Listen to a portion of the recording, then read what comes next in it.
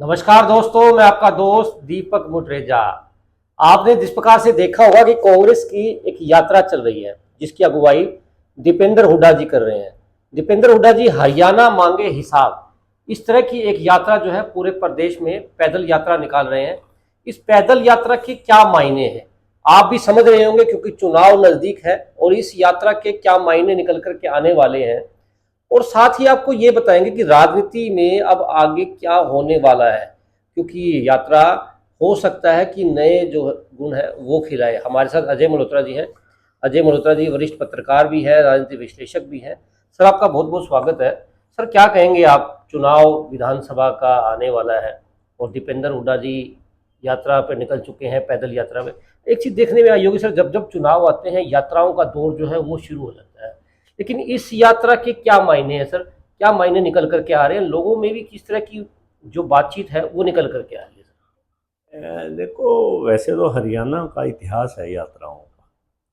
चौधरी देवीलाल ने न्याय युद्ध के समय यात्रा शुरू करी थी। खुद भूपेंद्र सिंह हुड्डा ने सन 2002 या 3 में कंडेला से यात्रा की थी। और अजय चौटाला जी ने भी यात्रा की थी।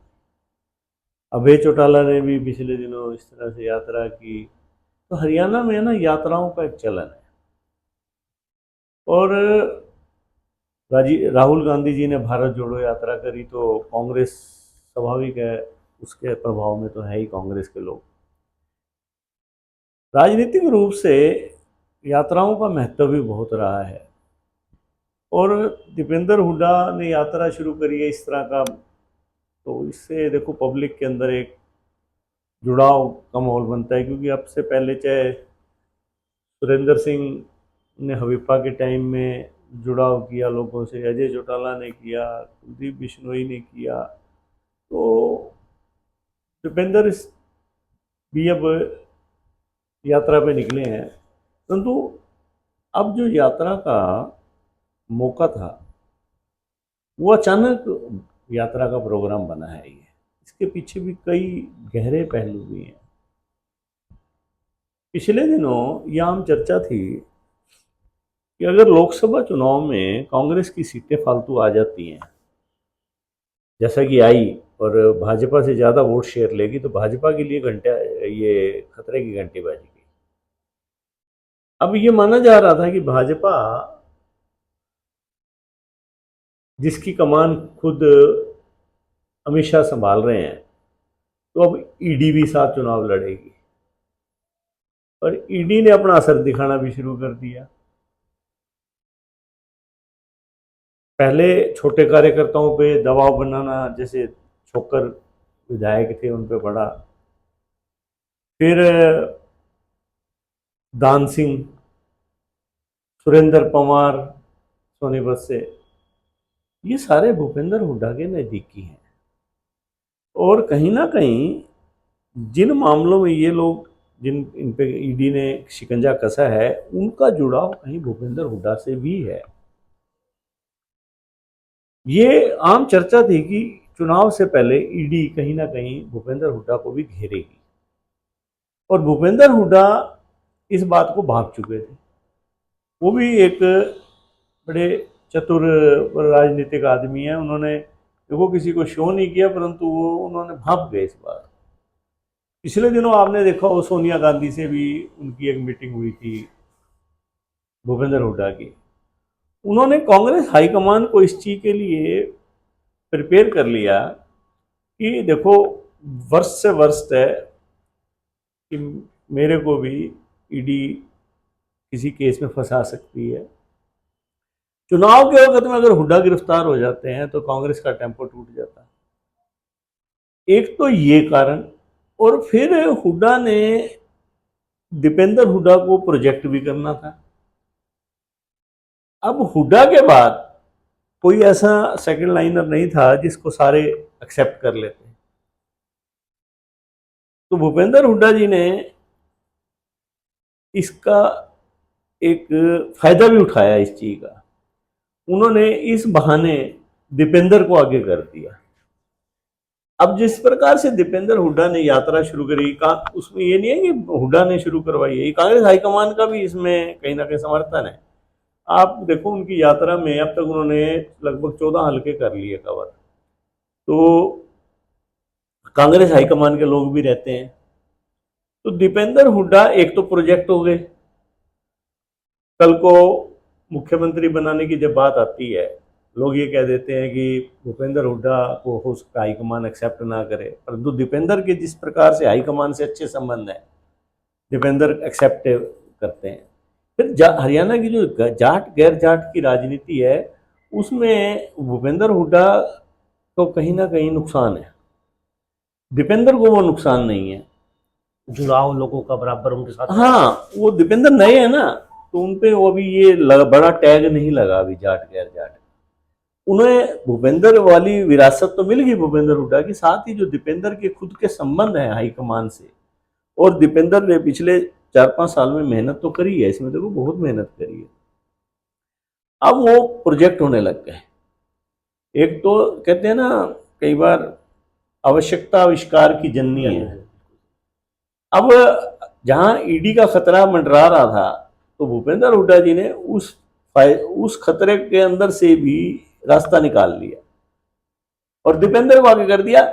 अब भाजपा को भी 10 बार ईडी को, या भाजपा जो भी ईडी को संचालित करते हैं उसके हैंडलर हैं, उनको 10 बार सोचना पड़ेगा कि अगर अब भूपेंद्र हुड्डा को अंदर करें हमने, तो सेकंड लाइन तो तैयार हो चुकी है, और उस जो भूपेंद्र हुड्डा के अंदर होने से नाराजगी का फायदा उसको मिल जाएगा और पार्टी के टेम्पो पे फर्क नहीं पड़ेगा। अब इससे एक तीर से दो शिकार हो गए। दीपेंद्र भी का भी रास्ता बन गया, और भाजपा को भी अब अपने पैर वापस खींचने पड़ेंगे। अब उनको अपने हाथ और पैर, उनको भूपेंद्र हुड्डा पे हाथ डालने से पहले 10 बार सोचना पड़ेगा। युवा सर ज्यादा जो है, युवाओं के अंदर ज्यादा जोश जो है इन यात्राओं के अंदर देखने को मिल रहा है। और साथ ही एक चीज और भी पूछना चाहूंगा मैं आपसे, जिस प्रकार से अभी फिलहाल सोनीपत के अंदर जब ये यात्रा चली थी, तो देखने में आया था कि जो दीपेंद्र हुड्डा जी हैं वो लगातार कभी मजदूरों के साथ बैठ कर के खाना खा रहे हैं, कभी गंदे पानी के अंदर से नंगे पाँव जो है निकल रहे हैं। मंदिर के अंदर पहुंचे थे वो एक मंदिर में, और नंगे पाँव जो है सीवर के पानी में से निकल करके गए थे। वहीं जब वापस आ रहे थे तो खेत के अंदर जब मजदूर काम कर रहे थे उनके साथ बैठ करके उन्होंने भोजन भी किया, काफ़ी देर तक उनके साथ बातचीत भी की, उनसे एक एक बात जो है उनसे पूछी थी कि आपके गांव में क्या व्यवस्थाएं हैं, क्या क्या कमियां हैं, क्या क्या, ये सारी चीज़ें, मतलब एक से एक व्यक्ति के साथ वो जुड़ने का प्रयास कर रहे हैं। क्या मानते हैं सर इस तरह? देखो, राहुल गांधी ने एक कांग्रेस के जो नेता हैं उनको एक रास्ता तो दिखा दिया। ये राहुल गांधी ने सिखाया है भाई आप इस तरह से यात्रा में भाग लो। और दीपेंद्र हरियाणा में और भी जितने युवराज रहे हैं, चाहे सुरेंद्र सिंह थे, चाहे अजय चौटाला थे, चाहे कुलदीप बिश्नोई थे, दीपेंद्र भी, इन तीनों का पब्लिक के अंदर अच्छा पकड़ थी। दीपेंद्र ने भी पब्लिक में जब तक उसके फादर का ऊपर साया रहा ज़्यादा, तो वो संभालते रहे। अब दीपेंद्र इंडिपेंडेंट रूप से पब्लिक में घुसे हैं, यूथ में, और यूथ स्वाभाविक तौर पर अब और कोई भाई साहब नहीं है राजनीति में, अब दीपेंद्र भाई साहब आ गए। मतलब कांग्रेस के अंदर जो भाई साहब हुआ करते थे वो केवल एक दो ही रह गए हैं। हाँ, मतलब अब दीपेंद्र भाई साहब आ गए, तो इसीलिए दीपेंद्र की राजनीति आगे बढ़ रही है। यूथ उनके, आप देखो जहाँ भी जा रहे हैं उनको बहुत ज़्यादा अच्छा रिस्पांस मिल रहा है, चाहे जींद में थे, चाहे सोनीपत में थे, चाहे हांसी में थे, यमुनानगर में, अम्बाला में, हर जगह रिस्पांस अच्छा मिला है। तो दीपेंद्र की एक्सेप्टेंस बढ़ रही है लोगों के अंदर। और आप देखना कि अब, अच्छा, अब एक बात और भी है। अब दीपेंद्र, पहले क्या था कि कांग्रेस में कई धड़े थे, किरण चौधरी जी के बाहर निकलने से जो एसआर के ग्रुप था वो लगभग खत्म हो गया, छिन भिन हो गया पूरा। हाँ, अब रणदीप सुरजेवाला तो कंप्रोमाइज की राजनीति करते हैं, वो ज़्यादा छेड़छाड़ नहीं करते, वो तो अपना सीमित हो गए कैथल और जींद तक। अकेली शैलजा ज़्यादा कुछ कर नहीं पा रही है, और हाईकमान का भी मूड दीपेंद्र के पक्ष में है, और हाईकमान भी ज़्यादा इस मामले में किसी की सुन नहीं रहा। अब पूरी तरह से ऐसे लग रहा है कि दीपेंद्र को एक फ्री हैंड सा दिया जा रहा है कांग्रेस को फैलाव के लिए। हाँ, इतना जरूर है कि जब टिकटें बटेंगी तो उस टाइम कांग्रेस सर्वे के आधार पर टिकटें देगी, लेकिन पलड़ा दीपेंद्र का हावी रहेगा, क्योंकि दीपेंद्र की यात्रा बढ़ती रहेगी। अब जैसे सेशन आ गया, हर सैटरडे संडे यात्रा चलेगी, और फिर बाद में भी चलेगी हरियाणा मांगे हिसाब, और बाद में भूपेंद्र हुड्डा भी करेंगे यात्रा कुछ दिन, वो और अपना उदय भान जी, भूपेंद्र हुड्डा जी और उदय भान जी दोनों करेंगे। फिर भी कहीं ना कहीं भूपेंद्र हुड्डा जी ने अब मन बना लिया दीपेंद्र हुड्डा को प्रोजेक्ट करने का, और दीपेंद्र हुड्डा के लिए इससे अच्छा माहौल नहीं हो सकता। एक चीज सर और सुनने में भी आ रही है कि दीपेंद्र हुड्डा जहां जहां जा रहे हैं वो भी नए नेताओं की तलाश भी कर रहे हैं, जो दूसरी पार्टी से हैं, जो अन्य दूसरी दलों में शामिल हैं, उन लोगों को अपने पार्टी के अंदर शामिल करवा रहे हैं कांग्रेस के अंदर, और साथ ही जो नेता युवा हैं उनको आगे लेकर के आ रहे हैं, चाहे वो दूसरे गुट से संबंधित थे उनको भी सही तरीके से लाइन में लेकर के आ रहे हैं, ताकि कांग्रेस का जो है फैलाव ज़्यादा से ज़्यादा उसके कांग्रेस मजबूत हो सके। पूर्ण रूप से वो जुटे हुए हैं उस यात्रा के अंदर नेताओं को आगे लाने में। स्वाभाविक है, हर कोई अपनी नई टीम बनाता है। उन्हें भूपेंद्र हुड्डा जी वाली टीम तो मिली है, साथ में वो एक अपनी पैरेलल टीम भी बना रहे हैं, ताकि देखो लंबी राजनीति करनी है दीपेंद्र हुड्डा ने। भूपेंद्र हुड्डा जी तो आज 78 साल के हो गए हैं, तो चाह के भी लंबी राजनीति नहीं कर सकते हैं। तो दीपेंद्र हुड्डा स्वाभाविक है नए साथी भी जोड़ रहे हैं, अपना कुनबा बढ़ा भी रहे हैं। और वैसे भी देखो विधानसभा चुनाव सिर पे है, तो हर एक पार्टी कुनबा बढ़ाती है, भाजपा भी अपना कुनबा बढ़ा रही है, तो दीपेंद्र भी अब अपना कुनबा बढ़ा रहे हैं।